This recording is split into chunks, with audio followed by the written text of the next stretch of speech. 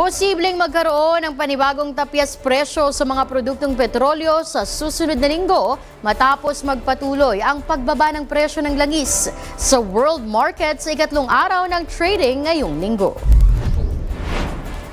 Mula August 3 hanggang 5, bumaba ang mga presyo ng oil sa world market nang tinatayang nasa 4 pesos and 70 centavos kada litro para sa gasolina, 4 pesos and 40 centavos kada litro para sa diesel at 4 pesos and 80 centavos sa kada litro para sa kerosene. Ayon kay Jetty Petroleum President Leo Bellas, may posibilidad pang magkaroon ng dagdag na pagbaba sa huling 2 araw ng trading dahil sa mga positibong pag-unlad sa gitnang silangan kung saan muling nakikita ang pagkakataon para sa isang peace deal. Pero ayon sa mga eksperto, malabo pang bumalik ang presyo ng langis sa antas nito bago ang pagputok ng digmaan.